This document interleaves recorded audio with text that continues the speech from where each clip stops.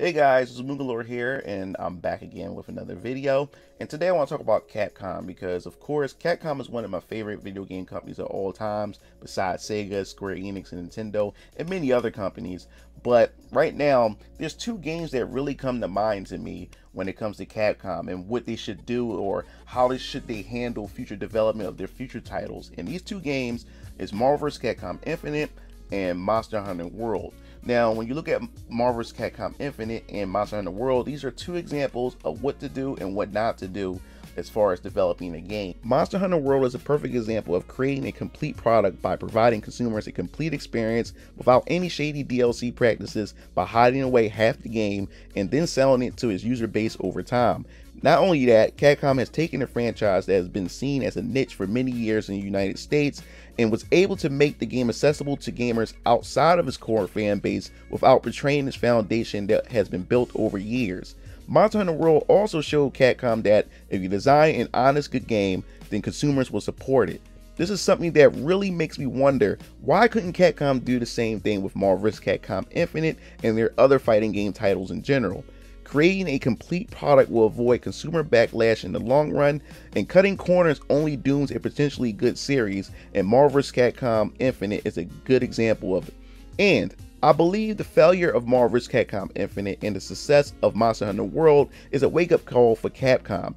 In an article on February 6, 2018, Capcom CEO promises to focus on quality control in their titles.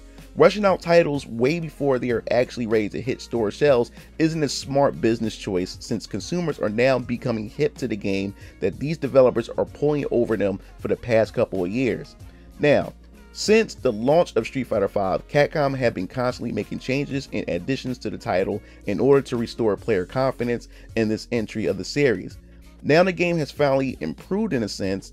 If they would have simply gave the game more time before release, the game would have not only performed better, but any new additions to the game would have been more of an improvement to a polished game rather than a band-aid to a broken, underdeveloped game. Now, Monster Hunter World by this point has sold over 7.5 million copies, making it the best-selling game in Capcom history. What I respect most is the fact that the developers behind Monster Hunter World opted out loot boxes and felt that it was unnecessary for a game such as Monster Hunter, which further proves that loot boxes and other forms of paid DLC isn't the way to go, and it doesn't necessarily mean that it's necessary for the game to succeed. Monster Hunter World provides a ton of content within the base game that would leave you crunching hours and hours on end, and they also provide free DLC that adds new monsters and questions to the game. This keeps gamers coming back for more. Build a great game and consumers will come. Well, that pretty much wraps everything up. I want to hear your opinion on this. What do you think Capcom's going to do from here on out when it comes to designing future games? Will they go to the Monster Hunter World route, or they continue to still go down the same route they've been doing in the past with their past titles like Marvel vs. Capcom Infinite, Street Fighter V, Street Fighter Cross Tekken, and many other titles in the past where they just more so focus on DLC heavy content and just present or push out a half-baked game? Or would they go down the Monster Hunter World route and just create a perfect experience at the beginning and then add on to the experience as they go along, or on top of a complete experience? So I'd like to hear your thoughts, so make sure you leave your comments in the comment section below, and don't forget to hit the bell at the bottom of the video to be notified when I upload more videos.